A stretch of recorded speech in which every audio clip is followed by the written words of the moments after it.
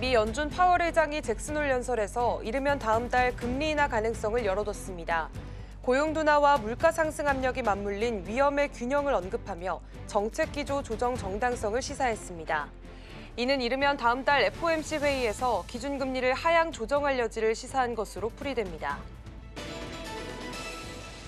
이재명 대통령과 이시바 일본 총리가 17년 만에 공동합의문을 발표했습니다.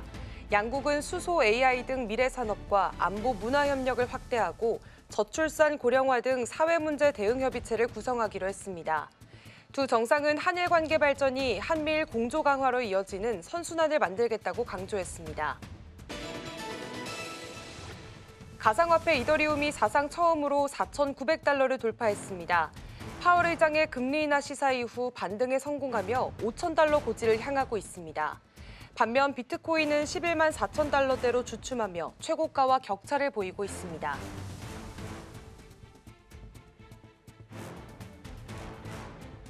밤사이 뉴욕 증시에서 있었던 이슈와 국내 증시 아이디어까지 함께 모색해 보겠습니다. 출발 증시와이드 1부 진행에 이어납니다.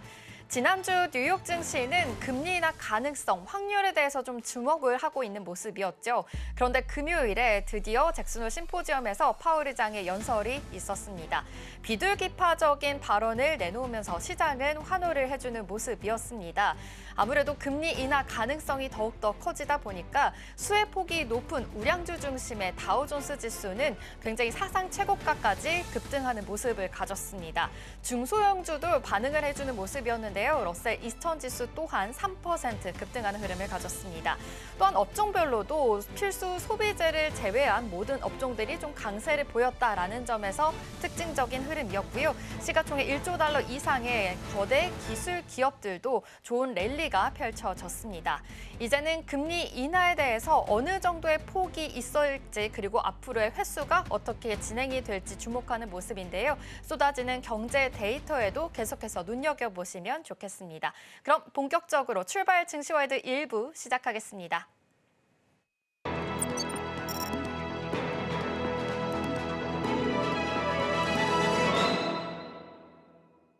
시장에 쏟아지는 수많은 정보 그 속에서 어떤 고민이 있는지 살펴보겠습니다. 댓글 답해준 아나운서 전혜경 앵커와 함께할게요. 어서 오세요. 안녕하세요. 네, 그럼 시장에서는 어떤 고민이 있는지 화면을 통해서 만나보겠습니다. 월가 0.5% 인하 전망, 백악관 1% 즉각 요구라는 댓글입니다. 댓글에서도 보셨다시피 아무래도 금요일에 파월 의장의 연설이 있었고요. 지금 금리 인하 시그널에 대해서 계속해서 주목을 하고 있는 시장의 모습입니다. 제롬 파월 연준 의장 처음으로 금리 인하 가능성을 좀 열어주는 모습이었습니다. 굉장히 이 미팅 안에서의 발언들이 좀 주목이 되는 모습이었는데 어떤 메시지를 내놨을까요? 댓글과 마찬가지로 월거에서는 0.5% 인하를 전망했지만 트럼프 대통령은 1%를 즉각 요구했다는 소식입니다. 파월 의장이 꺼낸 키워드는 바로 고용 둔화였습니다. 20일 잭슨홀 연설에서 그는 정책 기조를 신중하게 조정할 여건이 마련됐다며 노동시장의 하방 위험을 강조했는데요. 겉으로 보기엔 미국 고용 지표가 아직 안정적인 듯 보인 듯 하지만 실제로는 수요와 공급이 동시에 줄어드는 기묘한 균형 상태라는 표현을 썼습니다. 특히 지난 7월 신규 고용이 7만 3천 건에 그치면서 전망치인 10만 6천 건을 크게 밑돌았고요. 5월과 6월 수치도 기존보다 대폭 하향 조정됐습니다. 이런 흐름은 단순한 일시적 둔화가 아니라 연준이 고용시장 전반에 구조적 불안이 커지고 있다고 인식하고 있음을 보여줍니다. 그동안 인플레이션 억제를 위해 긴축을 유지해왔던 연준이 이제는 고용 리스크를 물가보다 더 무겁게 보기 시작했다는 점에서 큰 의미가 있습니다. 이 때문에 시장에서는 오늘 9월 FOMC에서 기준 금리를 내리는 것이 사실상 확정적이란 분위기가 빠르게 형성되고 있습니다. 네, 아무래도 파월 의장은 이 고용 둔화에 조금 더 집중을 하는 모습이었습니다. 그러다 보니까 금리 인하 시그널이 좀 더 커졌다라는 것으로 확인을 해볼 수가 있었는데요. 그렇다면 시장에서는 지금 9월 이후에 금리 인하 여부에 좀 더 옮겨가는 모습입니다. 앞으로의 흐름, 시장에서 어떻게 전망하고 있을까요? 네, 9월 금리 인하 기정사실화된 것 같은데 크게 전망은 두 가지의 흐름으로 나눌 수 있겠습니다. 먼저 완화적인 시각에서는 연말까지 세 차례 회의에서 최소 0.5%포인트, 많게는 0.75%포인트까지 인하할 수 있다는 기대가 커지고 있습니다. 네, 실제로 CME 패드워치에 따르면 12월 기준금리가 지금의 4.25%에서 4.0%로 내려갈 확률이 47%, 더 크게 3.5에서 3.75%로 낮아질 가능성까지 합치면 70%가 넘습니다. 네, 하지만 신중론도 만만치는 않습니다. 이번 주 발표될 7월 개인 소비자 지출 지표가 관건인데요. 예상치가 전년 대비 2.9%로 여전히 높은 수치입니다. 만약 실제 수치가 이보다 높게 나오면 인플레이션 부담이 다시 커지면서 연준이 속도 조절에 나설 수도 있습니다. 탄데르 캐피털 마켓의 스티븐 스텔리 이코노미스트도 9월에는 일단 소폭 인하 후 상황을 지켜보는 신중한 행보가 될 것이라고 분석했습니다. 즉, 한 번 크게 내리는 빅컷보다는 0.25%포인트씩 점진적인 베이비컷일 가능성이 높다는 얘기입니다. 이런 가운데 정치적 압박도 변수입니다. 트럼프 대통령과 백악관은 0.25%포인트 인하는 필요 없다며 1%포인트 이상의 대폭 인하를 요구하고 있는데요. 연준은 독립성을 강조하면서 데이터 중심의 결정을 하겠다는 입장을 고수하고 있습니다. 네, 아무래도 9월에 금리 인하 시그널은 지금 이제 기정사실로 굳혀진 모습입니다. 하지만 시장에서는 10월과 12월에 어떠한 스탠스를 보이게 될지 계속해서 주목을 하고 있는 상황인데요.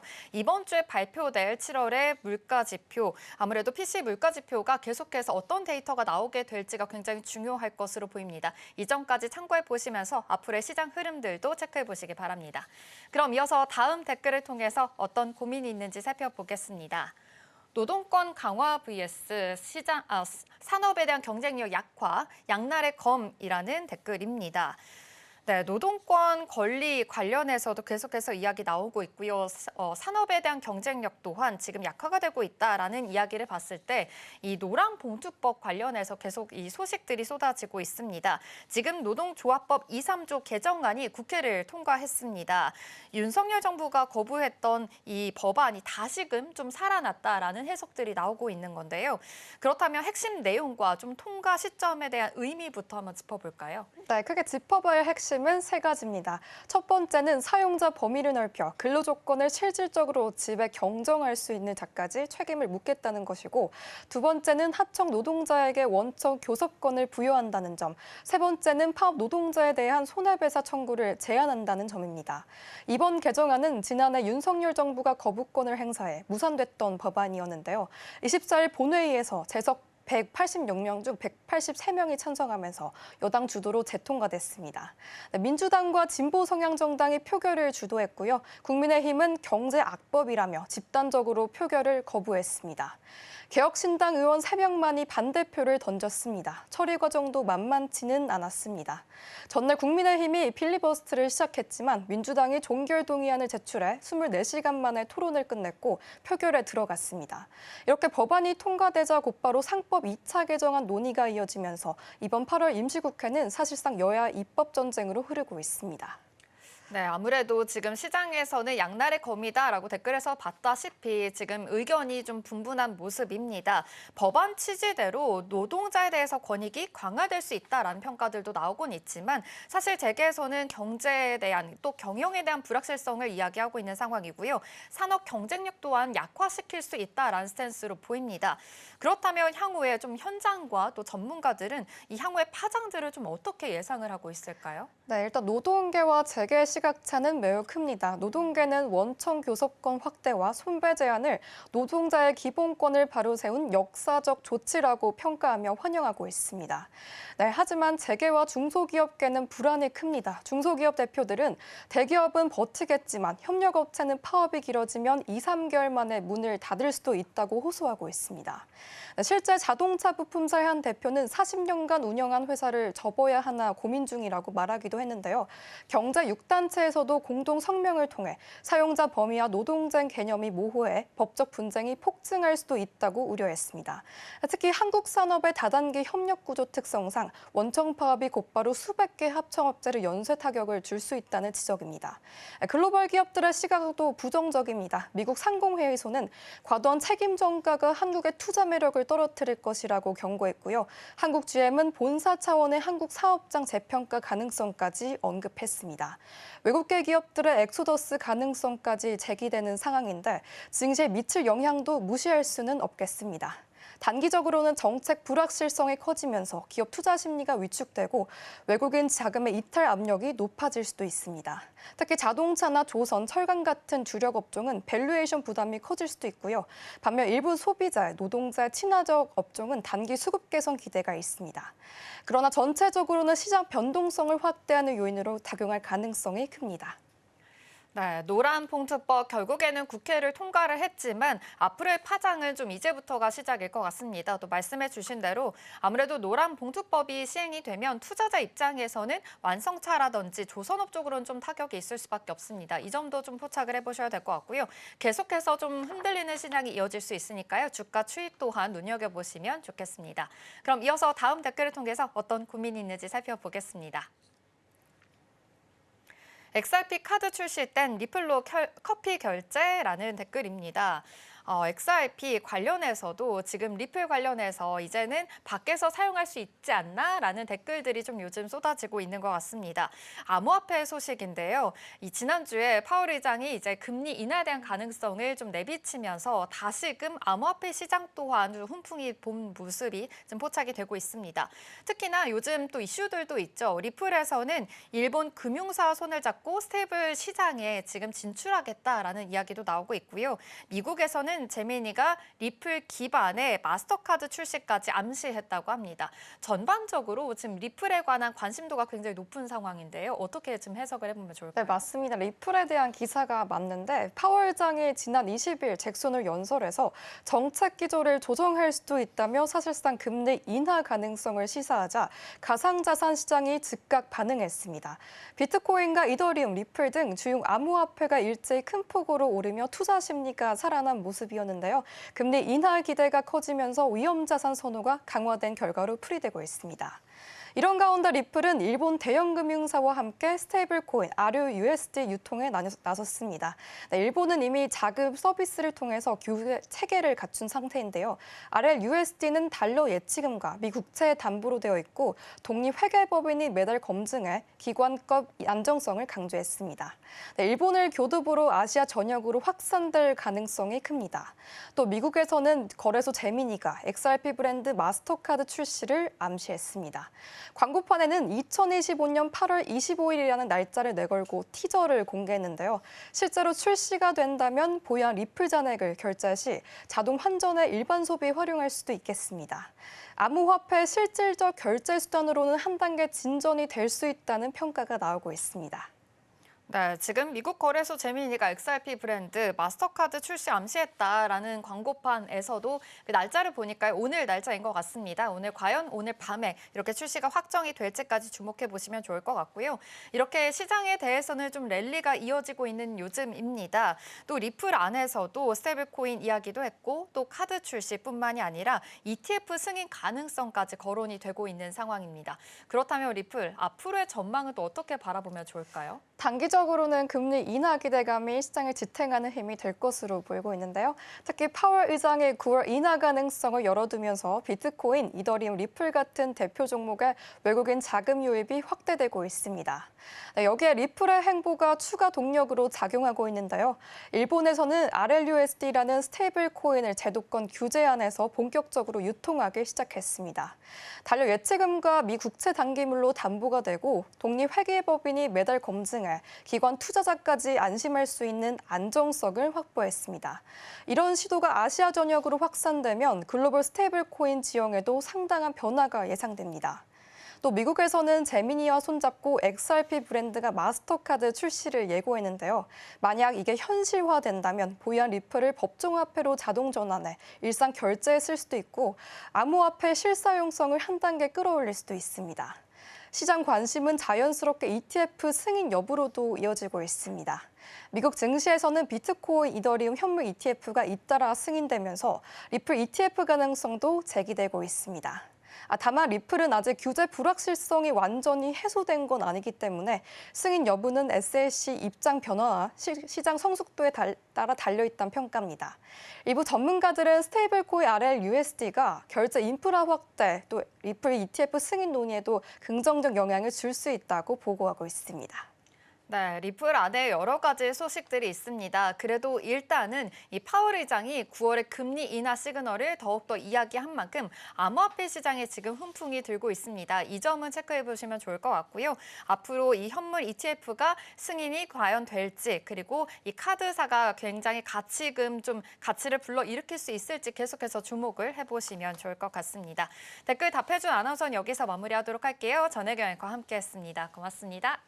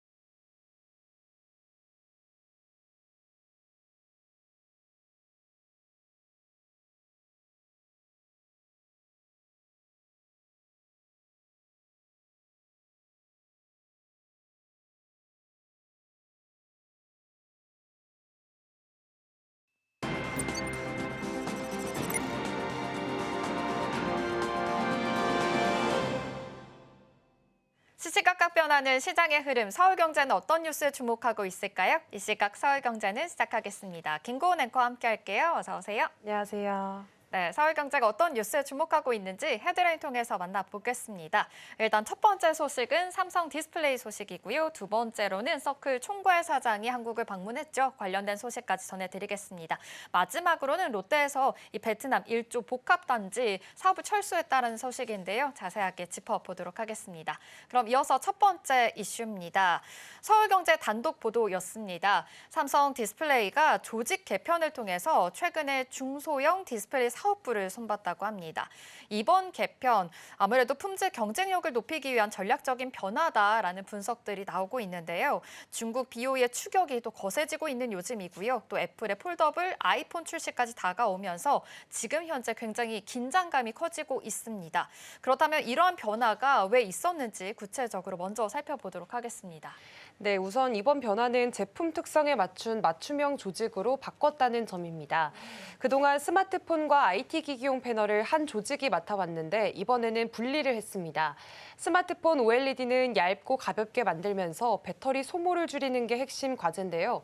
반대로 IT 기기용 패널은 화면이 크고 사용 시간이 길기 때문에 색과 밝기를 오래 유지하는 게 핵심입니다. 성격이 다르기 때문에 전담 조직도 따로 둔 겁니다. 또 수율과 품질을 전담하는 중소형 DM팀을 새로 만들면서 불량률을 줄이려 하고 있습니다. 결국 이런 변화는 최대 고객인 애플을 겨냥한 전략이고요. 내년 하반기 출시가 예상되는 폴더블 아이폰에 들어갈 OLED 패널을 독점 공급하려는 겁니다.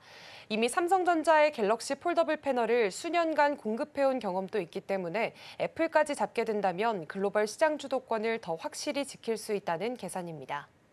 네, 사실은 지금 삼성 디스플레이 조직 개편뿐만이 아니라 중국 기업과의 이 법정 싸움에서도 지금 성과를 내고 있는 상황입니다. 이 국제무역위원회가 중국 기업 BOE와의 이 영업 침해를 지금 인정했다라는 소식이 들려왔기 때문인데요. 이번 결정 시장에서 어떤 의미를 가지고 있을까요? 네, 사실 이번 판결은 중국의 빠른 추격을 조금은 견제하는 중요한 전환점이 됐습니다. 지난 7월 ITC가 BOE와 그 자회사가 삼성 디스플레이 디스플레이의 영업 비밀을 침해했다고 결론을 내렸습니다. 그 결과로 앞으로 14년 8개월 동안 BOE의 OLED 패널은 미국에 들어올 수 없게 됐는데요. 오는 11월 최종 결정에서도 이 결과가 뒤집힐 가능성은 낮다는 게 업계의 전망입니다. 삼성 디스플레이 입장에서는 두 가지 의미가 있습니다. BOE가 애플이나 HP, 델 같은 미국 대형 고객사에 패널을 공급하기가 어려워졌고요. 동시에 저가 공세가 막히게 되면서 가격 인하 압박이 완화될 수 있다는 점입니다. 물론 이번 조치가 매출에는 큰 변화가 없을 것으로 보입니다. BOE가 공급해온 건 대부분 구형 아이폰이나 중고 리퍼 제품용 패널이기 때문에 물량이 크지 않았기 때문인데요. 그럼에도 이번 조치는 중국의 기술 탈취에 제동을 걸고 삼성 디스플레이가 프리미엄 OLED 시장을 주도권을 지키는 데 힘을 실어줬다는 데 의미가 있습니다. 네, 이렇게 아무래도 삼성 디스플레이 영업 비밀을 침해했다라고 하면서 지금 이렇게 성과를 내고 있다라는 것까지 짚어봤습니다. 최종 결정이 11월에 나올 예정이니까요. 그때까지 어떤 결정이 나오게 될지 계속해서 유의해 보시면 좋을 것 같습니다. 그렇다면 요즘에는 삼성 디스플레이에 대한 이 미래 전략도 다시금 손보고 있다라는 분석들이 나오고 있는데요. 최근에는 테슬라뿐만이 아니라 비아디 같은 전기차 업체들이 이 차량용 OLED 패널을 검토하고 있다라는 소식이 쏟아졌습니다. 만약에 이렇게 협력이 성사가 된다면 좀 어떠한 변화들이 일어나게 될까요? 네, 이렇게 좀 전기차 디스플레이 시장도 크게 달라질 수가 있겠습니다. 작년 차량용 OLED 패널 출하량은 약 400만 대 수준이었는데요. 테슬라는 1년에 200만 대, 비아디는 400만 대 넘게 판매를 합니다. 두 회사가 주요 모델에 OLED를 적용하기 시작한다면 시장 규모가 단숨에 두세 배 이상 커질 수 있다는 얘기입니다. 특히나 테슬라는 대형 화면을 선호하는 모습을 지금까지 보여왔습니다. 이런 흐름을 고려했을 때 OLED 채택 효과는 더 커질 수가 있겠고요. 물론 실제 계약이 체결되고 또 양산까지 이어지기까지는 시간이 좀 필요할 것으로 보입니다. 그래서 이번 협상이 당장 매출로 이어진다기보다는 삼성 디스플레이가 스마트폰을 넘어서 폴더블과 IT 기기 또 차량까지 영역을 넓혀가고 있다는 점에서 의미가 있습니다. 또 여기에 차세대 기술인 올레도스도 준비를 하고 있습니다. 이 올레도스는 초고해상도를 구현할 수 있는 디스플레이라고 보시면 되겠는데요. 결국엔 삼성 디스플레이는 중국과의 소송에서 방어막을 치는 동시에 신시장을 선점해서 초격차 전략을 이어가려는 그림을 그리고 있다고 볼 수 있습니다. 네, 삼성 디스플레이 지금 조직 개편을 통해서 애플 같은 핵심 고객을 좀 잡겠다라는 취지로 보이고요. 전기차뿐만이 아니라 차세대 디스플레이 기술까지 미래 먹거리를 준비하고 있는 것으로 분석이 됩니다. 이번 행보 앞으로 K 디스플레이 입지를 조금 더 굳혀 나가게 될지 계속해서 주목해 보시면 좋겠습니다. 그럼 이어서 다음 이슈 체크해 보겠습니다. 세계 2위 스테이블코인 발행사인 서클의 히스타버트 사장이 지난주에 방한을 했습니다. 방한에서 이런 이야기를 내놓았는데요. 원화 스테이블코인에 대한 가능성을 직접 언급했다고 합니다. 또 1위 발행사인 테더의 CEO 또한 이 한국의 시장에 대해서 계속해서 좀 관심을 보이고 있다라는 이야기까지 나오게 되면서 앞으로 글로벌 업체들이 지금 한국에 주목하고 있구나라는 점을 알 수가 있었습니다. 그렇다면 지난주에 이 방한 소식부터 한번 짚어볼까요? 네, 일단 글로벌 스테이블 코인 발행사들이 한국을 굉장히 중요한 시장으로 바라보고 있다는 것이 보여지고 있습니다. 서클의 히스타버트 사장은 원화 스테이블 코인을 시도하지 않을 이유가 없다라고 얘기를 했는데요. 한국에서 디지털 자산 거래나 해외 송금에 원화 기반 스테이블 코인이 있으면 훨씬 편리하다는 설명입니다. 실제로 국내 금융그룹 회장들과 만나고 한국은행 이창용 총재와도 의견을 함께 나눴습니다. 특히 K-팝이나 오징어 게임 같은 문화 콘텐츠와 연결해서 수요를 늘릴 수 있다는 가능성도 언급을 했습니다. 한국의 문화적 영향력을 활용할 수 있다는 구상인데요. 여기에 세계 1위 테도도 가세를 했습니다. 아르도이노 CEO는 한국 언론과의 첫 인터뷰에서 규제 변화를 주시하면서 원화 스테이블 코인 발행 가능성에도 열려 있다라고 얘기를 했습니다. 결국에는 글로벌 1위와 2위 발행사가 동시에 한국 시장에 관심을 드러낸 셈이고요. 한국이 디지털 자산 시장에서 전략적 거점으로 부상하고 있다는 의미로 볼 수 있습니다. 네, 결국 그래도 관심은 이 원화 스테이블 코인에 대해서 실제로 발행이 될 수 있느냐에 대해서 아무래도 좀 관심이 쏠린 모습입니다. 그렇다면 최근에 한국은행뿐만이 아니라 국내 금융사들 서클 경영진과 만났다고 하는데요. 어떤 이야기들이 좀 오고 갔을까요? 네, 사실 이번 만남은 본격적인 논의의 시작이 됐다라고 볼 수가 있겠습니다. 사실 서클은 달러 기반 스테이블 코인 USDC를 발행해서 글로벌 점유율 2위를 차지하고 있는 기업입니다. 최근 한국은행과 4대 금융지주 회장들을 만나서 원화 스테이블 코인 도입 가능성을 직접적으로 타진을 했는데요. 주요 의제는 원화 스테이블 코인의 발행 가능성, 국내 활용 방안, 그리고 해외 송금과 결제 인프라 협력 방안이었습니다. 특히 수수료 절감과 원화 국제화 같은 장점들이 논의된 것으로 전해졌는데요. 다만 한국은행은 신중한 태도를 유지하고 있습니다. 통화 정책과 금융 안정에 미칠 영향들을 더 살펴봐야 한다는 입장이고요. 은행권은 새로운 기회로 바라보고 있지만 예금 이탈 같은 부작용에 대한 우려도 여전합니다. 결국 이번 회동은 가능성을 열었다는 데 의미가 있다고 보시면 되겠습니다. 네, 그래도 아무래도 좀 제도권 편입이 앞으로의 관건이 될 것 같습니다. 지금 국회에서도 원화 스테이블코인 관련돼서 입법 논의에 지금 속도를 내고 있는 상황인데요. 그렇다면 규제 당국에서는 좀 어떠한 쟁점들이 나오고 있는 걸까요? 네, 지금 국회에서는 관련 법안이 3건 정도 발의가 돼 있습니다. 발행사는 금융당국 인가를 받고 최소 50억 원 이상의 자본금을 갖추도록 하는 내용이 담겼습니다. 쟁점은 두 가지인데요. 혁신론은 핀테크와 웹 3.0 활성화를 위해서 빠른 도입이 필요하다는 입장이고요. 또 안정론의 경우에는 자본 유출과 금융 불안을 막기 위해서 은행 중심으로 단계적으로 추진해야 한다는 입장입니다. 결국 핵심은 발행 주체와 규제 체계 마련에 있습니다. 금융위원회가 오는 10월 구체적인 법안을 제출할 예정이기 때문에 그때부터 이제 본격적인 논의가 시작될 전망입니다. 네, 이렇게 글로벌 1위와 2위 발행사 테더와 서클이 모두 한국 시장에 좀 관심을 보이면서 원화 스테이블 코인에 대한 논의가 빨라지고 있는 요즘입니다. 어떠한 균형점을 찾고 계속해서 나아가게 될지 주목해 보시면 좋겠습니다. 그럼 이어서 다음 이슈 체크해 보겠습니다. 롯데가 베트남 호치민에서 추진해온 약 1조 원 규모의 초대형 복합 단지 2TM 에코 스마트시티 사업을 결국에는 중단하기로 했습니다. 이번 산업 왜 중단하게 된 건지 살펴보겠습니다. 네, 일단 이 사업은 롯데가 호치민 2TM 신도시에 만들려던 대규모 복합 단지 프로젝트였습니다. 2017년에 계약을 맺고 자본금 2,200억 원을 먼저 투자했는데요. 총 사업비는 우리 돈으로 1조 2천억 원 수준이었습니다. 그런데 문제는 인허가였습니다. 베트남 중앙정부의 감사가 시작되면서 절차가 지연이 됐고요. 여기에 코로나19까지 겹치면서 행정 처리가 사실상 멈췄습니다. 원래는 1년이면 끝날 토지 사용료 결정만 8년이나 걸리게 됐는데요. 이렇게 시간이 길어지면서 비용도 눈덩이처럼 불어났습니다. 결국 롯데는 이런 부담을 감당하기 어렵다고 보면서 지난 20일 현지 당국에 사업 중단과 토지 반환을 공식 통보하기도 했습니다. 네, 결국에는 인허가가 좀 문제였던 것으로 보입니다. 절차가 지연이 되면서 비용이 굉장히 크게 불어난 상황인데요. 그렇다면 롯데가 그래도 산업을 이어가기 위해서 협상을 벌였다라고 하는데 이 협상이 좀 받아들여지지 않은 걸까요? 네, 맞습니다. 사실 롯데는 끝까지 사업을 이어가고 싶어서 계속해서 조정을 요청했습니다. 토지 사용료 부담을 줄여달라, 외부 투자자 유치를 허용해달라, 그리고 이제 그룹 내 지분 조정을 가능하게 해달라, 또 납부 시기를 조정해달라라는 이 네 가지가 핵심이었는데요. 하지만 호치민시는 원칙만 고수를 했습니다. 계약 조건은 그대로 두고 토지 사용료는 올해 기준으로 내라라는 입장을 통보를 하기도 했습니다. 결국에는 협상이 진전이 되지 않으면서 롯데는 사업을 이어가기 어렵다고 봤고요. 투자 철회를 공식화했습니다.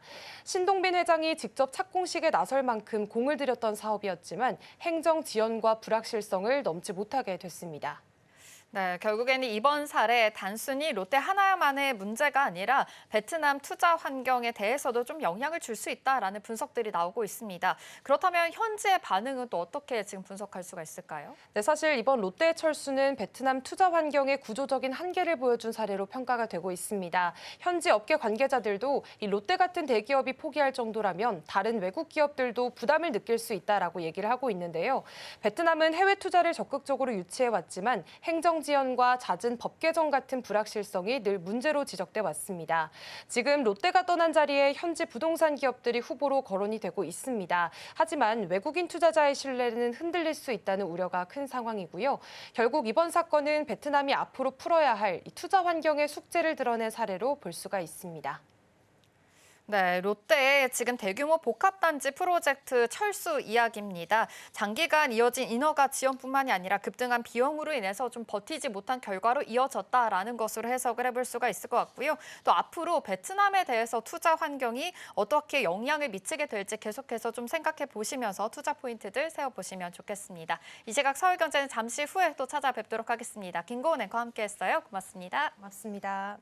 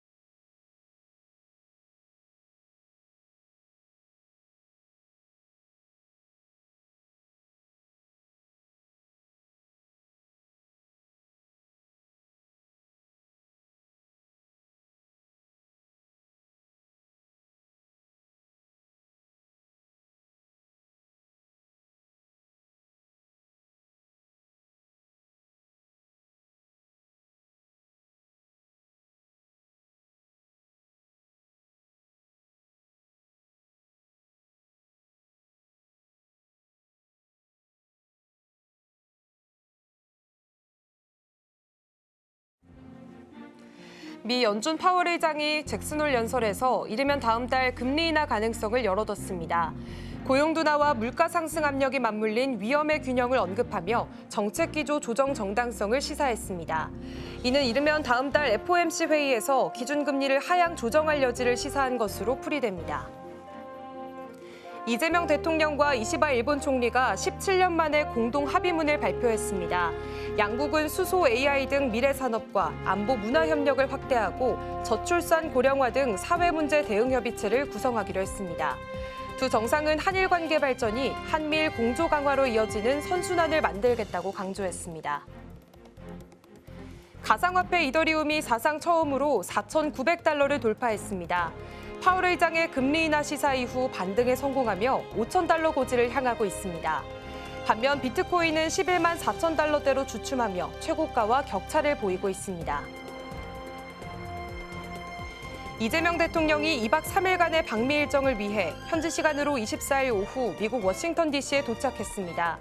25일에는 도널드 트럼프 대통령과의 정상회담이 진행될 예정이며 회담에서는 경제통상 문제, 안보 문제, 미국과 새로운 협력 등이 중점적으로 논의될 전망입니다. 지난주 금요일 뉴욕 증시 마감 상황 살펴보겠습니다. 일단 지난주는 이 뉴욕 증시에서는 금리 인하에 대한 시그널 계속 이 기대감이 깃든 상황이었었는데요. 지난주 금요일이었죠. 이 파월 의장의 연설이 본격적으로 있었습니다. 비둘기파적인 발언을 내놓으면서 시장은 환호를 해주는 모습이었는데요. 자세한 마감 상황 살펴보겠습니다. 뉴욕 증시 3대 지수 모두 상승으로 마감했습니다. 비둘기파적인 발언, 금리 인하에 대한 시그널이 더욱더 커졌기 때문입니다. 일단 기술주 중심의 나스닥 지수 1.88% 상승하면서 계속해서 좋은 흐름을 보여주고 있는 점 체크해 주시면 좋겠고요. S&P 500 지수도 그래도 연일 좀 기대감은 있었지만 앞으로의 횡보세에 대해서 좀 관망하는 자세가 좀 있었죠. 하지만 금요일에 다시금 반등을 해줬습니다. 1.52% 상승했습니다. 일단 금리 인하가 된다면 가장 수혜를 많이 보는 기업들이 아무래도 우량주일 겁니다. 그러한 기대감으로 인해서 다우존스 지수가 가장 큰 폭으로 올랐는데요. 1.89% 상승하면서 사상 최고치를 또 한번 경신했다라는 점까지 함께 체크해 보시면 좋겠습니다. 그럼 이어서 살펴볼까요? 네, 미 10년물 국채 금리는 역시 하락했습니다. 1.71% 하락하면서 4.2포인트 세에서 거래가 됐습니다. 필라델피아 반도체 지수 역시 강한 흐름을 가졌습니다. 이 빅테크 랠리뿐만이 아니라 우량주 또한 좋은 흐름을 보이면서 반도체 지수 또한 2.7% 상승하면서 마감했습니다. WTI 국제 유가는 소폭 상승했는데요. 0.22% 상승했습니다. 역시 우크라이나 전쟁에 대해서는 아직 불확실성이 좀 더 짙은 모습입니다. 유가까지 체크해 보시면 좋겠습니다. 그렇다면 시장의 흐름들이 얼마나 좋았는지 히트맵 통해서 살펴보겠습니다. 네, 보시는 것처럼 전반적으로 상승불이 짙게 켜졌다라는 점이 확인이 되죠. 일단 이 M7 종목들 좀 빅테크 랠리들이 좋은 흐름을 보였다라는 점까지 확인이 되는데요. 엔비디아 같은 경우는 1.72% 상승했고요. 브로드컴도 1.52%, AMD와 소부장단에서도 전반적으로 좋은 랠리가 펼쳐졌습니다. 금리 인하를 한다면 기술주 중심으로도 좋은 랠리가 펼쳐질 수가 있겠고요. 금융주 쪽으로도 계속해서 호재가 반영이 되는 모습입니다. 금융주 전반적으로 1% 넘게 2% 가까운 상승 흐름을 보였다라는 점까지 함께 체크를 해보시면 좋을 것 같습니다. 하지만 가장 크게 지금 빨간불을 켜고 있는 종목이 있죠. 바로 인투이트인데요. 회계 소프트웨어 회사입니다. 지난주 금요일에 실적 발표가 나왔었는데 예상치는 상회를 했지만 앞으로의 가이던스를 좀 하락으로 잡았습니다. 목표 주가 또한 증권가에서 계속해서 좀 하락 영향을 미쳤는데요. 이러한 영향으로 해서 인투이트 같은 경우에는 5% 넘게 좀 급락을 했다라는 점까지 함께 체크를 해보시면 좋을 것 같습니다. 그래도 이 밖에 전반적인 금리 인하에 대한 시그널이 좀 더 깃든 모습으로 체크가 되고 있고요. 아마존과 구글, 메타, 테슬라까지도 가장 크게 또 반등을 해줬다라는 점까지 함께 체크가 되고 있습니다. 하지만 보시는 것처럼 전반적으로는 좋지만 필수 소비재단에서는 조금은 지지부진한 흐름을 보입니다. 전반적인 업종의 강세 흐름 속에서 월마트와 코스트코는 1% 넘게 하락을 했다라는 점까지 함께 체크를 해보시면 좋을 것 같습니다. 그래도 금리 인하에 대한 수혜 기대감으로 인해서 계속해서 좋은 흐름을 보였던 뉴욕 증시였는데요. 이 속에서 세 가지 종목을 통해서 어떤 흐름을 보였는지 살펴보겠습니다. 일단 첫 번째로는 인텔입니다. 요즘 인텔 미국 정부와 이슈로 인해서 계속해서 좋은 흐름을 보여지고 있죠. 역시 금요일장에서도 5% 넘는 흐름을 보였습니다. 테슬라가 M7 종목 중에서 가장 큰 폭으로 급등을 했는데요. 6% 상승했고요. 중까지 살펴보겠습니다. 12% 상승했네요. 그렇다면 인텔부터 자세하게 클로즈업 해보겠습니다.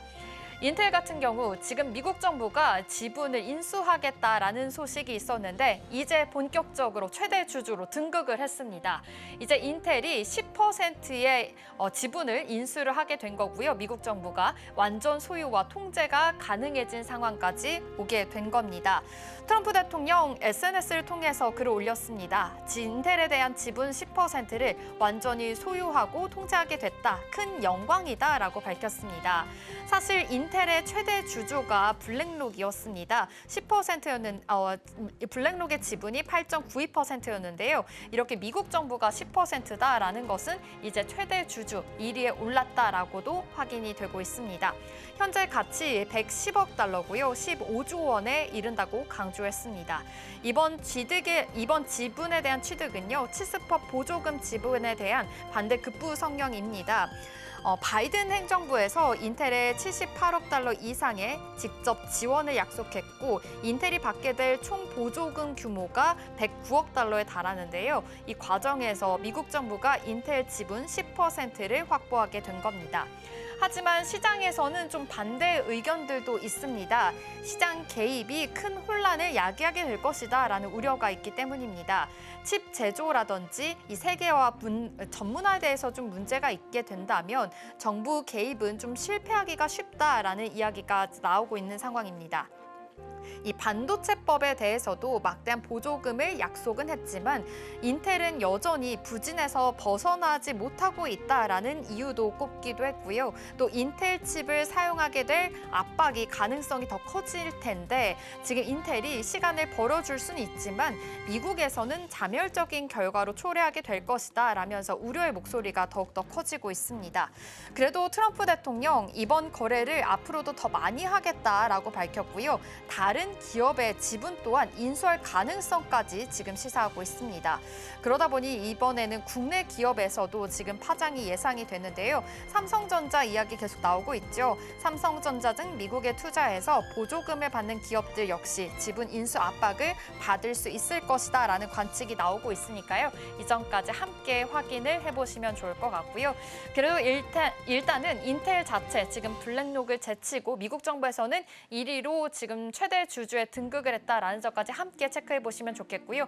지금 인텔 안에서의 지분 보유 현황까지 생각해 보시면서 앞으로 경영권에 관해서 얼마나 지금 이렇게 투자하게 될지, 얼마나 흔들리게 될지 계속해서 눈여겨보시면 좋을 것 같습니다. 그럼 이어서 다음 종목도 체크해 볼까요? 네, 이 전기차 상승 이야기입니다. 아무래도 금리 인하에 대해서 시그널이 더 커진 만큼 수혜를 볼 수 있는 기업들이 어떠한 기업들이 있나에 대해서 계속 주목을 하고 있는 상황이죠. 반도체도 있겠지만 전기차 쪽으로도 금리 인하의 수혜로도 꼽히고 있는 상황입니다. 일단 테슬라가 가장 많이 올랐습니다. 6% 상승하면서 계속해서 좋은 흐름 보여주고 있다라는 점까지 체크해 보시면 좋겠고요. 리비안 또한 8% 강한 흐름을 가졌습니다.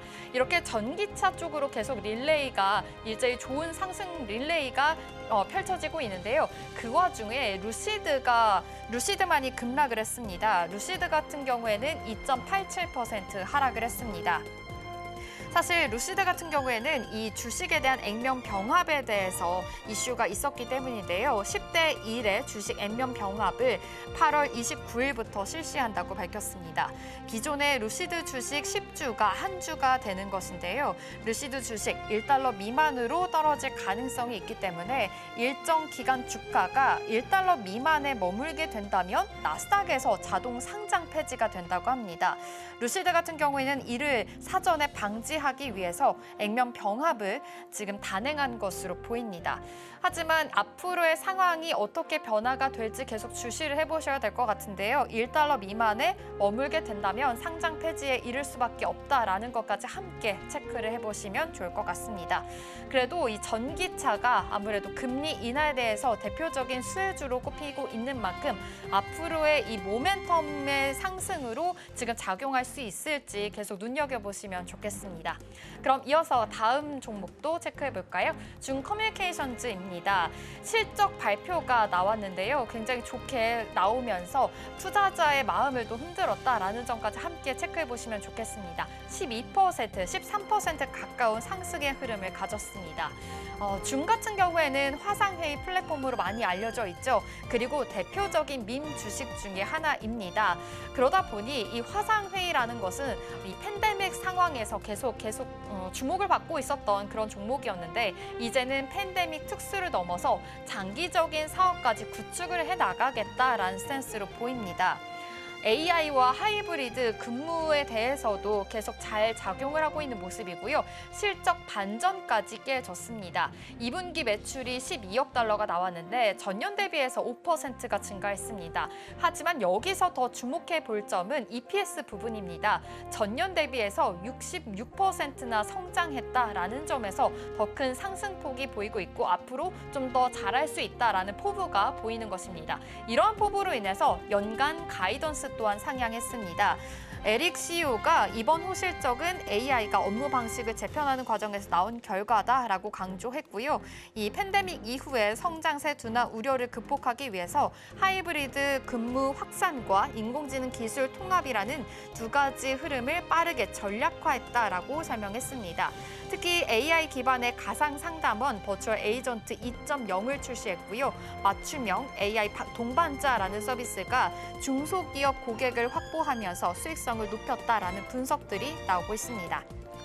앞으로 이 시장에 대한 가이던스 또한 상향을 했으니까요. 줌 커뮤니케이션즈 팬데믹 이후에도 지금까지도 실적이 계속해서 우상향하는 모습이고 이 안에서의 투자자들도 긍정적인 모멘텀으로 해석을 하고 있으니까요. 함께 포착해 보시면서 투자 아이디어들 잘 세워보시면 좋겠습니다. 그렇다면 이 지난주 금요일 뉴욕 증시가 좋았던 이유, 가장 큰 이유가 바로 파월 의장의 연설이었습니다. 파월 의장이 비둘기파적인 발언을 내놨기 때문입니다.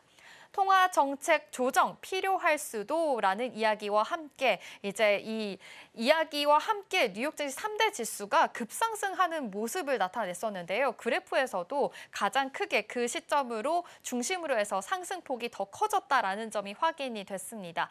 역시나 이 금리 인하에 대해서 전 세계가 주목하고 있는 흐름인데요. 이 연설 안에선 어떠한 이슈들이 있었는지 하나씩 클로즈업 해보겠습니다.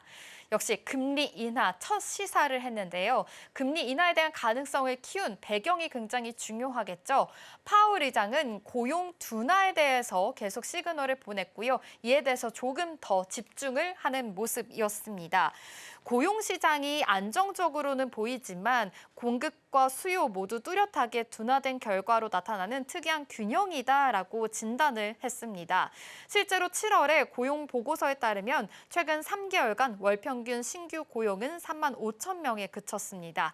지난해 월 평균 16만 8천 명과 비교하자면 굉장히 크게 줄어든 수치인데요. 파월 의장 이 고용에 대해서 하방 위험이 커지고 있다라고 해석을 했고요. 대규모 해고 급증까지 이런 형태로 커질 수 있다라고 경고를 했습니다.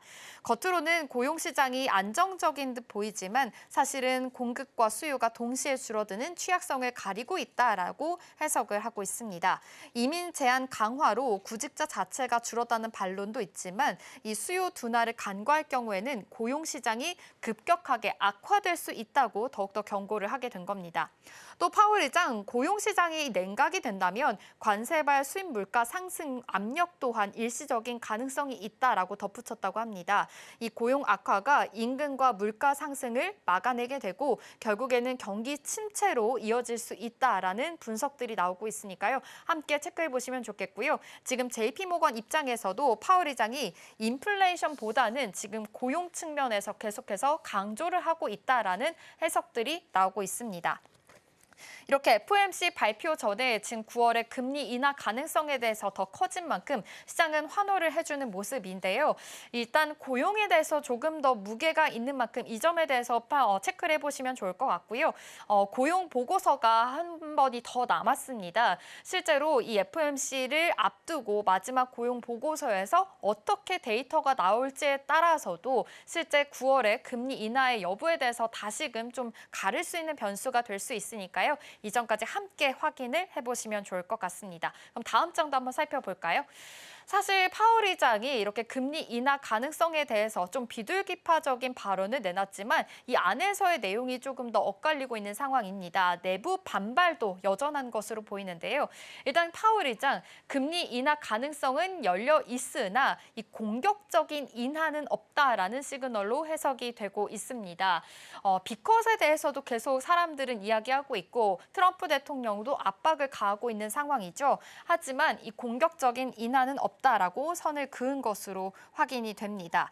연준 금리가 작년보다 중립 금리에 1%포인트 더 가까워졌다라고 이야기했고요. 이미 긴축 강도도 완화된 만큼 급격한 금리 인하 필요성은 줄어들었다라는 점을 시사했습니다. 여기에 더해서 물가 압력도 변수로 꼽았습니다. 파월은 관세가 소비자 물가에 미치는 영향은 이제 분명하게 드러나고 있다라고 이야기했고요. 이 공급망이 반영이 되기까지는 아직 시간이 좀 걸리기 때문에 효과는 일시적일 수는 있지만 즉각적이진 않다라고 설명을 했습니다.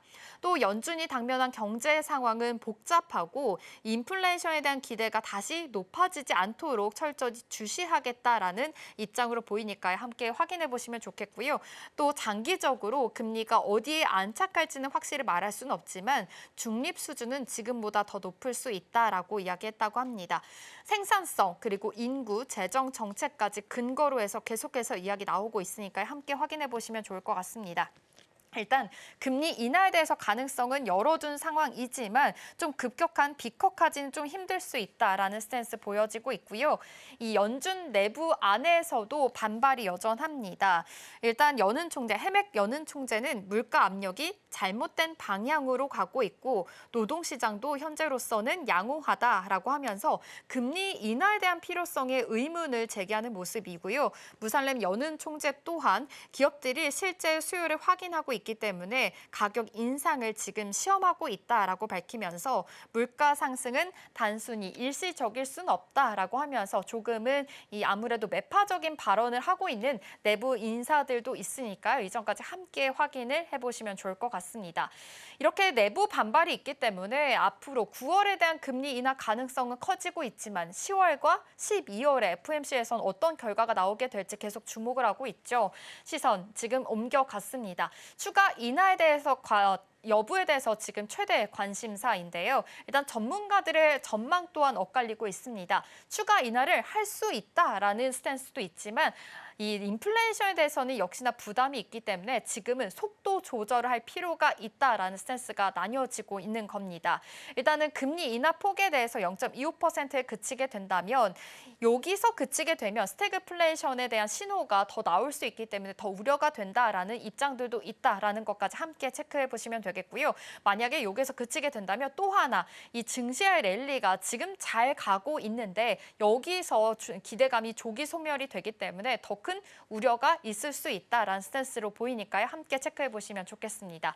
그럼 앞으로의 일정까지 한번 확인을 해볼까요? 일단 오늘 같은 경우에는 오늘 밤에 한미 정상회담이 열리게 됩니다. 이 미국 안에서 어떠한 이야기가 나오게 될지 계속해서 주목을 해보시면 좋을 것 같고요. 또 총재에 관해서 연설이 이 금리 인하와 또 미국 경제 상황이 어떻게 진행이 될지 주목해 보시면 좋을 것 같습니다. 이때 26일에는 6월의 주택 가격 지수가 나오게 될 거고요. 27일이 중요합니다. 밤에 엔비디아 실적 발표가 있죠. 요즘 기술주들이 계속해서 그래도 잘 가고 있는 흐름이지만 AI 거품론 또한 여전한 상황입니다. 엔비디아의 실적 발표로 인해서 앞으로 어떤 스탠스로 바뀌게 될지 계속해서 주목해 보시면 좋겠습니다.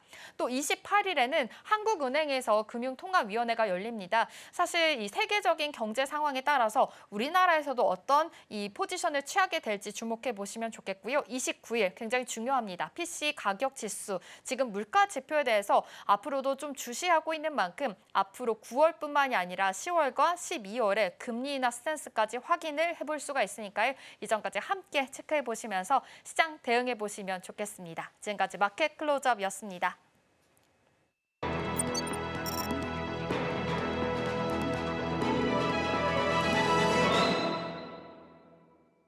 시장에 쏟아지는 수많은 정보 그 속에서 어떤 고민이 있는지 체크해 보겠습니다. 댓글 답해준 아나운서 김민 앵커와 함께 할게요. 어서 오세요. 안녕하세요. 네, 시장에서는 어떤 고민이 있는지 살펴보도록 하겠습니다. 빌 게이츠가 원전 영업사원 다 됐네라는 댓글입니다. 빌 게이츠, 이 한국을 방한을 했죠. 지난주에 여러 가지 제표들과 만나면서 많은 소식들이 쏟아지기도 했는데요. 좀 SK뿐만이 아니라 HD, 현대 총수들까지 만났다고 합니다. 이 안에서 많은 이야기들이 나왔는데 댓글에서도 살펴본 것처럼 지금 원전 영업사원 다 됐네처럼 원전에 관한 이야기들을 많이 쏟아냈다고 합니다. 어떤 이야기들이 나왔을까요? 네, 먼저 배경부터 함께 살펴보겠습니다. 현재 미국의 경우에는 차세대 원전, 특히 SMR을 에너지 전환의 핵심 축으로 보고 있는데요. 이미 여러 프로젝트가 실증 단계에 들어가면서 실제 건설과 또 운영 시장이 현재 열리기 시작한 상황으로 볼 수 있습니다. 특히나 SK는 이런 흐름 속에서 현재 굉장히 전략적인 선택을 택했습니다. 2022년 테라파워에 2억 5천만 달러를 투자해서 2대 주주가 됐는데 이는 단순히 재무 투자가 아니라 미국 원전 시장의 진입권을 확보한 것이다. 이렇게 또 확인해 볼 수가 있겠습니다. 테라파워가 와이오밍주 캐머러에서 건설 중인 이 나트륨 원자로의 경우에는 2030년 완공을 목표로 하고 있는데요. 현재 이미 건설 허가 심사에 들어갔고 또 현장 훈련센터 착공도 시작된 만큼 어느 정도 구체화 단계에 들어갔다고 보고 있습니다. 이 과정에서 기자재 도달, 또 시운전, 운영 정비 같은 영역이 또 SK가 충분히 참여할 수 있는 분야다. 이렇게 확인이 되고 있습니다. 여기서 또 하나 주목할 점은 텍사스 다우 화학단지에서 추진 중인 이 산업단지형 SMR 프로젝트입니다. 단순히 전기만 생산하는 것이 아니라 이 화학 공정에 필요한 스팀까지 공급하는 구조가 되겠는데요. 만약 승인이 난다면 미국 단지 내에 첫 상업용 모델이 되게 됩니다. SK 입장에서는 화학과 에너지, 이 밸류체인과 결합할 수 있기 때문에 단순한 지분 참여에서 벗어나서 새로운 운영자이자 또 솔루션 제공자로 도약할 수 있는 그런 발판이 될 수가 있겠습니다. 네, 지금 이렇게 SMR 관련해서 에너지 전환의 핵심 축이다라는 이야기들이 나오고 있는 상황인데요. 앞으로의 협업 또한 좀 기대가 됩니다. 그렇다면 지금 SK 입장에서는 앞으로 어떤 기회 좀 기대해 볼 수가 있을까요? 사실 가장 큰 기회의 경우에는 이 산업단지형 SMR 모델에서 찾아볼 수가 있겠습니다. SK가 주목하는 프로젝트 중 하나가 이 미국 텍사스 다우 화학단지에서 추진 중인 SMR인데요. 단순히 전기만 생산하는 것이 아니라 화학 공정에 필요한 스팀까지 공급하는 구조가 되겠습니다. 아까 말씀드린 것처럼 이렇게 만약에 승인이 된다면 미국 산업단지에서 최초의 상업용 또 SMR 모델이 되는데 이는 SK와 화학 그리고 에너지 밸류체인과 함께 결합될 수 있습니다. 그렇기 때문에 운영자에서 벗어나서 이 부가가치를 창출하는 에너지 솔루션 기업으로까지 역할을 확대할 수 있게 되고요. 또 미국 정부의 정책 지원 면에서도 상당히 긍정적인 모습을 보이고 있습니다. 원전의 허가 기간을 18개월로 또 단축하고 기술 중립 세액 공제나 또 국내산 보너스 같은 세제 혜택도 함께 마련했기 때문인데요. 재생에너지와 원전 간 이렇게 연계력을 강화하려는 방향성이 뚜렷하기 때문에 앞으로 시장 수요는 더 커질 가능성이 큰 것으로 또 파악이 되고 있습니다. 다만 여기에 과제도 분명히 존재합니다. 테라파워가 사용하는 전홍축 우라늄 원료의 이 미국 내 생산 능력이 현재까지는 제한적이기 때문에 또 공급 지연이 계속될 수 있고요. 또 외국인 운영 지분을 제한하는 FOCD 규제, 또 세제 혜택을 받기 위한 현지화 요건 같은 이런 규제 장벽도 또 SK가 풀어가야 될 과제로 또 파악이 되고 있습니다. 그렇기 때문에 SK는 단순히 투자자를 넘어서 이 실질적인 사업 참여자로 자리매김할 수 있는 새로운 기회를 잡은 것이지만 연료와 규제라는 이 새로운 리스크를 앞으로 어떻게 관리하냐가 또 향후 성패를 가르는 중요한 분기점이 될 것으로 파악되고 있습니다. 네, SK는 아무래도 지금 테라파워뿐만이 아니라 미국과의 협업을 위해서 계속해서 노력을 하고 있는 상황입니다. 실질적인 사업에 대한 참여자로 좀 자리매김할 예정이고 앞으로의 사업 참여뿐만이 아니라 운영 확대까지 이렇게 힘입어서 앞으로 과제를 조금 더 해결해 나가겠다라는 스탠스로 보이니까요. 실제 에너지 솔루션 기업으로 자리매김할 수 있을지 계속해서 눈여겨보시면 좋겠습니다. 그럼 이어서 다음 댓글을 통해서 어떤 고민이 있는지 살펴보겠습니다. 분식회계 책임 추궁, 선례 마련 의미라는 댓글입니다. 분식회계라는 것이 경영 성과가 실제로 좀 좋아 보이도록 하는 그런 좀 고의적으로 조작하는 그런 의미거든요. 그러다 보니까 아무래도 책임이 있어야 된다라는 것의 이 댓글인 것 같습니다. 어떤 기업에 관한 소식일까요? 네, 오늘은 하나오션 쪽으로 한번 체크해보면 좋을 것 같습니다. 이번 판결의 경우에는 우리나라의 또 자본시장 법제에서 현재 매우 중요한 이정표로 될 것으로 보이기 때문에 제가 한번 가져와 봤는데요. 사실 그동안 또 기업의 분식회계가 투자자 손해배상으로 이어진 사례가 있었지만 대법원에서 직접 그 책임을 확정한 건 이번이 처음입니다. 국민연금은 과거 대우조선해양 회사채를 이 3,600억 원 규모로 매입을 했었는데 당시 신뢰했던 것이 바로 회사가 공시한 증권 신고서와 또 재무제표였습니다. 하지만 이후 검찰 수사로 드러난 사실은 조금 달랐습니다. 2012년부터 2014년까지 약 5조 7천억 원 규모의 분식회계를 통해 매출과 영업이익을 부풀렸던 것으로 확인이 됐는데요. 이런 허위 공시가 없었다면 회사채의 가치는 실제보다 훨씬 낮았을 것이고 결국 투자자 입장에서는 손해를 볼 수밖에 없었다. 이렇게 판단되고 있습니다. 대법원이 이번이 이를 인정했다는 건 앞으로 기업의 회계 투명성을 확보하는 데 또 큰 압박이 될 수 있겠다. 이런 소식도 함께 말씀드립니다. 허위 공시는 곧 투자자 손실과 직결된다. 이런 강력한 메시지를 안겨준 판례라고 또 시장은 파악하고 있습니다.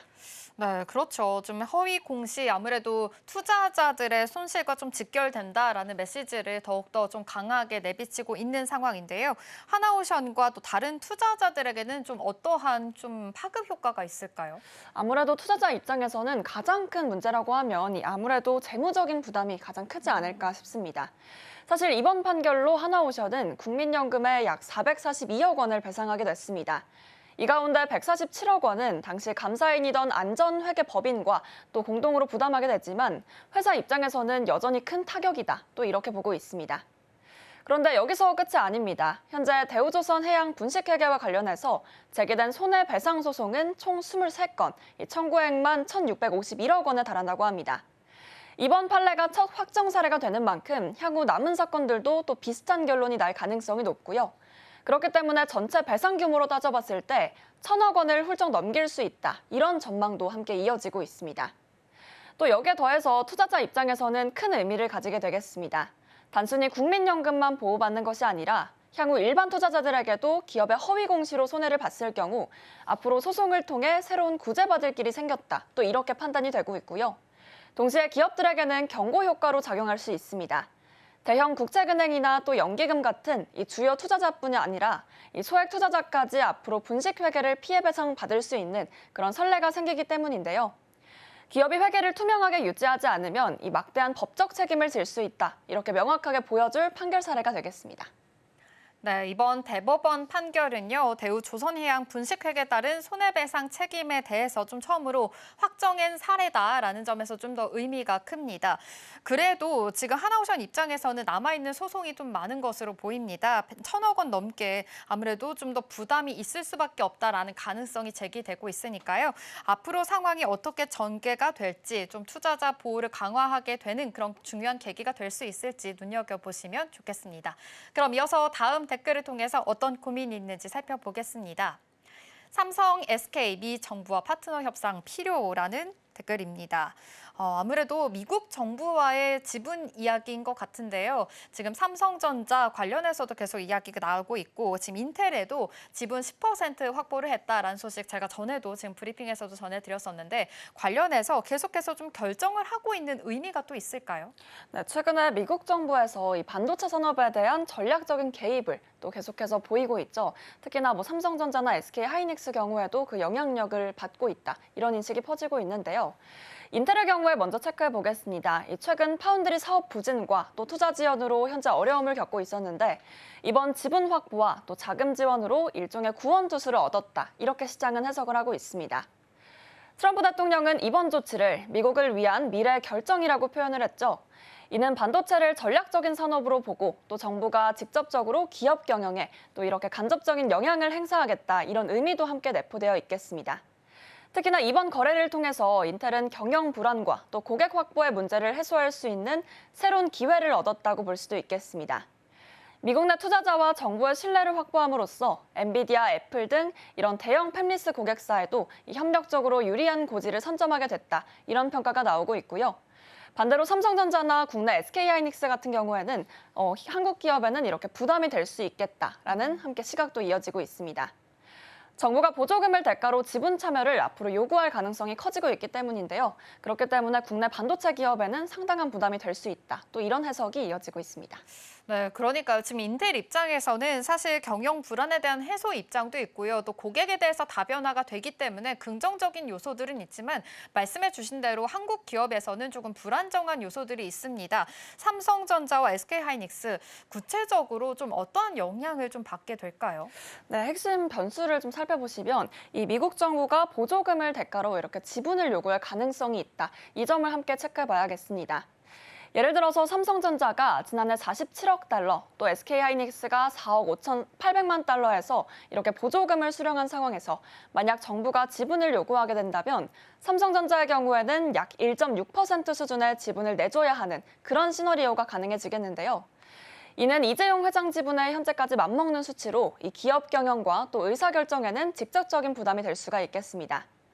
여기에 더해서 최악의 시나리오까지 살펴보자면 인텔이 자금 수혈을 계기로 파운드리 공정 개발을 높이고 또 미국 정부가 엔비디아, 애플, 퀄컴과 같은 이 대형 팹리스 물량을 인텔 쪽으로 몰아주는 경우인데요. 이렇게 된다면 삼성전자의 입장에서는 확보해야 될 고객과 또 시장 점유율이 줄어들 수가 있겠습니다. 하지만 아직까지는 트럼프 대통령이 외국 기업의 지분까지 또 강제로 요구할 것인지 그에 대해서는 불확실한 상황이고요. 실제로 미국 정부는 투자를 늘리는 외국 기업에 대해서는 지분 요구를 검토하지 않는다 이런 입장을 밝혔습니다. 그렇기 때문에 이번 결정은 인텔에는 강력한 우군이 생겼다는 긍정적인 신호로 해석이 되지만 글로벌 경쟁자인 삼성전자 등에서는 이 잠재적인 부담 요인이 될 수 있다. 이 점에 특히나 주안점을 두시고 확인해 보시면 좋을 것 같습니다. 향후 한미 정상회담에서 삼성전자가 추가 투자를 발표할 경우 이런 변수들을 앞으로 어떻게 조율해 나갈지 이런 변수를 함께 체크해 보셔도 좋겠습니다. 네, 좋습니다. 지금 미국 정부는 인텔의 10% 지분을 인수했습니다. 그러므로 인해서 최대 주주로 지금 등극이 된 상황인데요.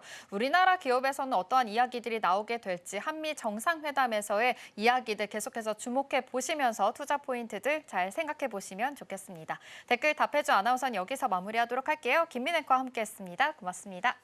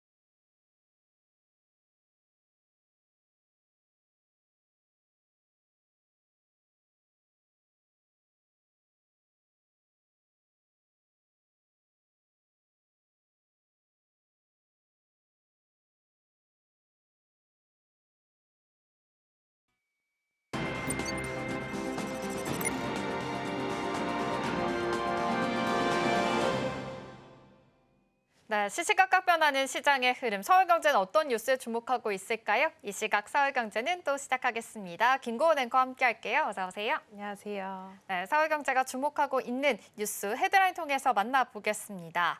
네, 먼저 삼성전자가 차세대 냉각 기술로 인해서 상을 받았다라는 소식입니다. 자세하게 전해드리겠고요. 두 번째로는 SK 바이오사이언스 관련해서 빌 게이츠 소식까지 전해드리겠습니다. 마지막으로 K 배터리 소식까지 전해드리겠습니다. 그럼 첫 번째 이슈입니다. 삼성전자가 존스홉킨스 대학교와 함께 개발한 차세대 냉각 기술로 공학의 노벨상이라고 불리는 R&D 100 어워드를 받았다고 합니다. 단순한 기술 성과를 넘어서서 최근 인수한 냉난방 공조 사업과도 지금 연결이 된다라는 분석들이 쏟아지고 있는데요. 이번에는 이 시장에서 어떻게 바라보고 있는지 자세하게 이야기 나눠보겠습니다. 네, 일단 시장에서는 이번 수상을 굉장히 의미 있게 바라보고 있습니다. 삼성이 미래 인프라 기술을 선도할 수 있다는 걸 보여줬다는 평가인데요. 이번에 인정받은 펠티어 냉각 기술은 냉매 없이 전기로만 온도를 조절하는 방식입니다. 기존보다 냉각 효율을 75%나 높였고 크기도 작고 가벼워졌습니다. 이 연구 결과는 세계적인 학술지인 네이처에도 실리게 되면서 학문적으로 인정을 받았고요. 이번에는 상용화 가능성까지 공식적으로 평가를 받은 겁니다. 특히나 주목할 점은 활용 범위입니다. 반도체나 의료기기, 또 자동차 전장과 데이터 센터까지 이 온도 관리가 중요한 모든 분야에 적용할 수 있다는 점입니다. 삼성이 지난 5월 독일 산업용 공조업체 플렉트를 인수한 것도 같은 맥락인데요. 이 플렉트는 병원과 박물관, 데이터 센터 같은 정밀 냉각 시설에 강점을 가진 회사입니다. 이번 기술과 함께 시너지를 낸다면 삼성은 생활 가전에서부터 산업용 냉각까지 아우르는 강력한 포트폴리오를 갖추게 됩니다. 결국 시장에서는 삼성이 기술력과 인수 전략을 동시에 보여줬다. 앞으로 데이터 센터와 반도체 인프라 시장에서 입지가 더 커질 수 있다는 긍정적인 반응들이 나오고 있습니다. 네, 삼성이 이렇게 냉난방 건조 관련해서 새로운 분야를 좀 더 빠르게 키우고 있다라는 점까지 함께 확인을 해볼 수가 있겠습니다. 그런데 요즘에 최근에는 일본의 히타치 자회사 인수전에도 참여했다라는 소식이 들려왔는데요. 이번 인수의 움직임, 시장을 또 어떻게 바라보고 있을까요? 네, 삼성의 전략을 한마디로 정리해보자면 속도라고 보시면 되겠습니다. 올해 5월에는 독일의 플렉트를 인수하면서 유럽 데이터 센터 냉각 시장에 바로 들어갔듯이 이번 히타치 히타치 자회사 인수전 참여도 같은 흐름으로 볼 수 있습니다. 이 GLS는 세탁기와 에어컨 브랜드뿐만 아니라 일본 현지 생산과 유통망까지 갖춘 회사입니다. 삼성 입장에서는 일본 시장에 단숨에 발판을 마련할 수 있는 기회인 건데요. 사실 과거에 삼성은 TV나 휴대폰으로 일본 시장에 직접적으로 진출을 했다가 소비자 장벽을 넘지 못해서 철수했던 경험이 있습니다. 하지만 이번에는 조금 다릅니다.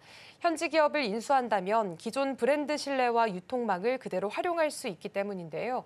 삼성은 이미 글로벌에서 세탁기와 에어컨 같은 주력 제품 경쟁력이 있습니다. 여기에 GLS 자산이 더해진다면 일본 내 입지 강화는 물론이고요. 아시아 시장으로 시너지 효과도 함께 기대를 해볼 수 있습니다. 일본 시장이 성숙기에 접어든 건 맞지만 여전히 프리미엄 소비 시장으로 안정적인 수익을 낼 수 있는 곳이기도 한데요. 그래서 시장에서는 이번 인수를 단순한 몸집 불리기가 아니라 그동안 약했던 지역을 보완하고 글로벌 균형을 강화하는 전략적인 전환점으로 평가를 하고 있습니다.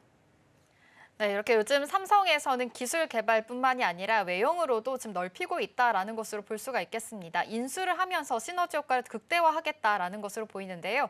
그러다 보니까 증권가에서는 목표 주가 또한 지금 또 실적 전망 또한 올려잡고 있는 상황입니다. 어떤 요인들이 주가 반등을 좀 일으킬 수가 있을까요? 네, 아무래도 가장 큰 힘은 반도체가 아닐까 싶습니다. 특히나 HBM 쪽이 최근 들어서 눈에 띄고 있는데요. 네. 삼성의 3분기 HBM 출하량은 지난 분기보다 2배 이상 늘어날 것으로 예상이 되고 있습니다. 차세대 HBM4는 발열 문제도 없고 안정성이 검증이 됐습니다. 여기에 엔비디아의 새 GPU 루빈에 들어가게 된다면 점유율이 30%까지 확대될 거란 전망도 나오고 있는데요. 파운드리 분위기도 계속해서 바뀌고 있습니다. 지난달에는 테슬라와 23조 원 규모의 장기 계약을 체결했고요. 이달 초에는 애플의 차세대 칩 생산까지 따내기도 했습니다.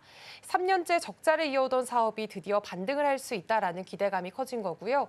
여기에다가 AI 수요 확대로 메모리 업황 자체도 개선이 되고 있기 때문에 반도체 전반에 힘이 실리고 있습니다.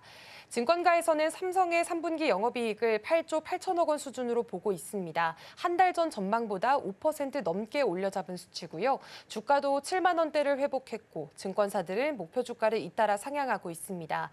이번 냉각 기술 수상을 통해서 삼성의 인수 전략이 효과를 내고 있다는 걸 저희가 함께 살펴봤고요. 거기에다가 반도체 회복까지 겹치면서 삼성의 중장기 성장성에 대한 기대감이 커졌다는 게 시장의 공통된 평가입니다.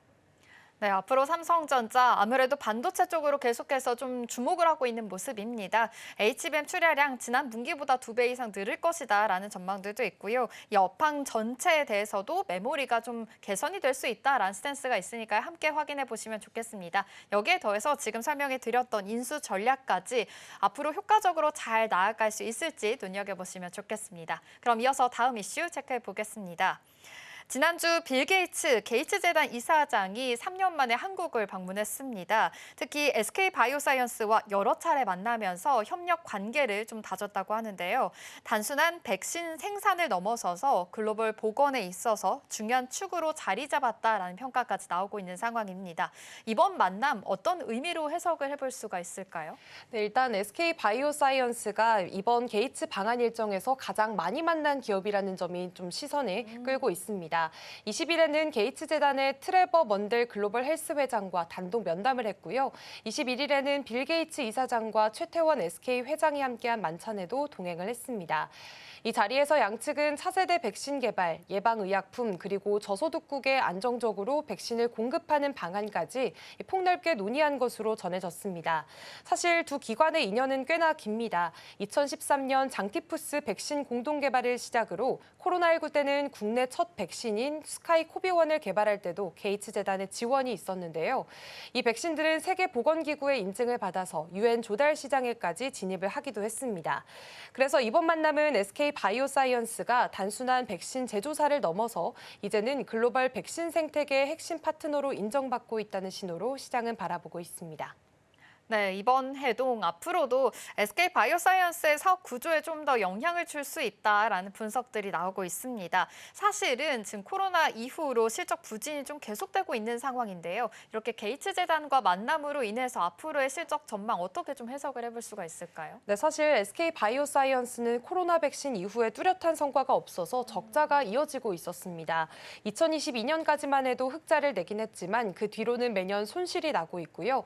올해 2분기에도 영업 손실 374억 원을 기록했습니다. 독일 CDMO 기업을 인수하면서 몸집은 커졌지만 아직 수익성 개선으로는 이어지지 못한 상황입니다. 이런 배경에서 게이츠 재단과의 협력은 새로운 기회로 받아들여지고 있는데요. 현재 추진 중인 차세대 백신 개발에 게이츠 재단의 연구 지원이 결합이 된다면 단순한 생산을 넘어서 글로벌 백신 개발사로의 위상을 높일 수가 있습니다.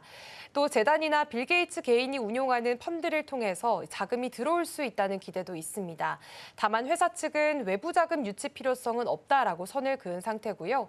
여기에 재단이 후원하는 국제 백신 프로젝트의 생산 파트너로 참여하게 될 경우에는 공장 가동률을 높이고 매출 변동성을 줄이는 효과도 기대됩니다. 결국에 이번 만남이 당장 실적 개선으로 직결이 되진 않겠지만 글로벌 프로젝트와 연결될 수 있는 발판을 마련했다는 점에서 시장은 긍정적으로 바라보고 있습니다. 네, SK 바이오사이언스 게이츠 재단과 협력이 앞으로 좀 장기적으로 성장 동력이 되기를 바라겠습니다. 또 앞으로 계속해서 좀 성장 동력이 될 만큼 실적 전망에도 좀 개선에 대한 의지가 있으니까 함께 체크를 해보시면 좋을 것 같습니다. 그런데 이번에 게이츠 방안에 대해서 이 한국 바이오 산업에 대한 평가가 있었다고 들었는데요. 어떤 평가였을까요? 네, 빌 게이츠 이사장이 직접 한국 바이오 산업을 두고 정말 경이롭다라는 표현을 썼습니다. 10년 전만 해도 굉장히 작은 규모였는데 지금은 세계보건에 기여하는 글로벌 산업으로 성장했다는 건데요. SK 바이오사이언스뿐만 아니라 LG화학, 유바이오로직스, 또 AI 진단 기업인 노을과도 이번 일정에서 게이츠 재단과 만나게 됐습니다. 게이츠가 강조했던 건 세 가지였습니다. 저렴한 단가로 대량 생산이 가능하다는 점, 코로나 때 입증된 안정적인 생산 능력과 그리고 정부와 기업이 협력하는 체계였습니다. 이건 게이츠 재단이 추진하는 저소득국 백신 공급 전략과도 정확히 맞아 떨어지고요. 그리고 이 글로벌 환경 변화도 살펴볼 수가 있겠습니다. 인구 고령화와 의료비 증가, 또 예방의학 확산 같은 흐름 속에서 헬스케어 산업들이 최근 들어서 장기적인 투자처로 주목을 받고 있습니다. 이런 큰 흐름 속에서 한국 바이오 산업의 역할이 더 커질 거라는 기대감도 함께 나오고 있습니다.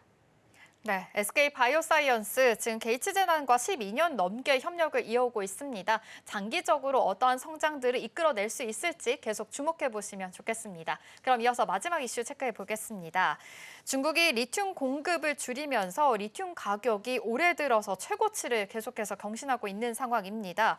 이건 배터리 산업 전체에 좀 영향을 줄 수 있는 부분인데요. 이번에 가격 반등 어떠한 의미가 있는지 짚어보겠습니다. 네, 이번에 리튬 가격이 굉장히 빠르게 오르면서 업계가 좀 주목을 하고 있습니다. 이달 20일 기준 탄산리튬 가격이 1kg당 86위안으로 지난달보다 28%나 뛰면서 올해 최고치를 기록했는데요. 중국 정부가 채굴 허가를 엄격히 하면서 세계 최대 배터리 업체인 CATL의 광산 운영이 중단된 게 결정적이었습니다. 이런 흐름은 국내 배터리 3사에는 단기적으로 호재로 작용을 할 수가 있겠습니다. 국내 배터리 3사는 NCM 배터리를 주력으로 만들고 있는데 NCM 배터리는 리튬 사용량이 많기 때문에 리튬 값이 오를 때 오히려 단기적으로는 수익성이 좋아질 수가 있습니다. 다만 장기적으로 봤을 때는 가격이 너무 오르게 된다면 전기차나 ESS 가격의 전가가 되면서 수요 위축에 대한 우려도 여전히 있습니다. 하지만 지금은 오히려 하반기 실적 개선 기대가 더 크게 작용을 하는 모습입니다. 네, 그런데 국내 배터리 3사의 공장 가동률은 여전히 좀 낮은 수준입니다. 지금 이런 상황에서 업계가 어떤 대응을 또 하고 있을까요? 네, 상반기 기준으로 살펴보면 배터리 3사의 가동률은 40에서 50%대에 머물렀습니다. LG 에너지솔루션은 51%, 삼성 SDI는 44%, SK온은 52% 수준이었는데요. 2022년과 비교를 하면 모두 크게 낮아진 수치입니다. 가장 큰 이유는 전기차 수요가 기대만큼 빨리 늘지 않고 있기 때문입니다. 공장은 크게 늘려놨는데 판매가 따라주지 않다 보니까 가동률이 낮아진 거고요. 그럼에도 불구하고 배터리 회사들은 연구개발 투자를 오히려 늘리고 있습니다. LG 에너지솔루션은 매출의 5% 이상을 R&D에 쓰고 있고 삼성 SDI는 무려 11%에 달합니다.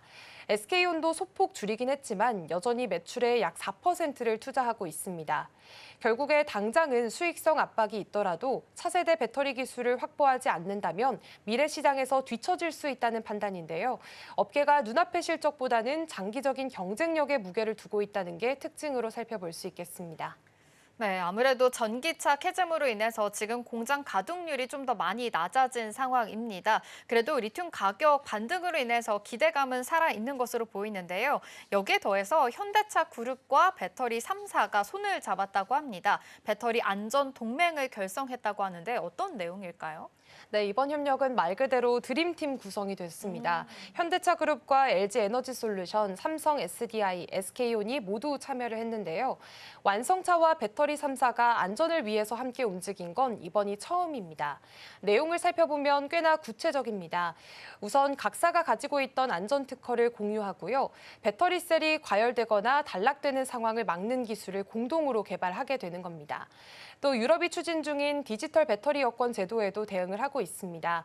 배터리 생산부터 폐기까지 전 과정을 추적할 수 있는 품질 관리 시스템을 만들겠다는 겁니다. 또 설계 단계에서는 화재 위험을 줄이는 강건화 설계를 적용하고 제조 과정에는 인공지능을 활용한 스마트 품질 관리 시스템을 도입하게 됩니다. 즉 소비자 안전을 지키면서 동시에는 이제 앞으로 강화될 글로벌 규제에도 미리 대비를 하는 셈인데요. 특히나 요즘처럼 중국 배터리 기업들이 빠르게 추격하고 있는 상황 속에서 안전이라는 건 한국 업체들이 차별화할 수 있는 중요한 무기가 될 수 있습니다. 무엇보다 안전 기술이 확보가 돼야 시장에 대한 신뢰도가 커지고요. 전기차 판매가 늘어나야 공장 가동률도 다시 올라갈 수 있게 됩니다. 업계는 이번 협력을 통해서 생산 정상화의 계기를 다시 한번 만들어낼 수 있을지도 주목을 하고 있습니다. 네, 진짜 말씀해 주신 대로 안전이 굉장히 중요한데요. 한국 업체들이 좀 더 차별화할 수 있는 중요한 무기가 될 수 있다고 하니까요. 이전까지 함께 확인을 해보시면 좋을 것 같고 앞으로 리튬 가격 상승으로 인해서 그래도 단기적인 실적 반등에 대한 기대감이 있는 상황이니까요. 앞으로 배터리 3사뿐만이 아니라 현대차 그룹까지도 주가 추이에 대해서 계속해서 눈여겨보시면 좋을 것 같습니다. 이 시각 서울경제는 여기서 마무리하도록 할게요. 김고은 앵커와 함께했습니다. 고맙습니다. 고맙습니다. 출발 증시와이드 1부가 준비한 소식은 여기까지입니다. 본 방송에서 제공하는 정보는 투자 판단을 위한 조언일 뿐 해당 종목의 가치와 수익률을 보장하지 않습니다. 이어지는 출발 증시와이드 2부도 많은 시청 바랍니다. 함께해 주신 여러분 고맙습니다.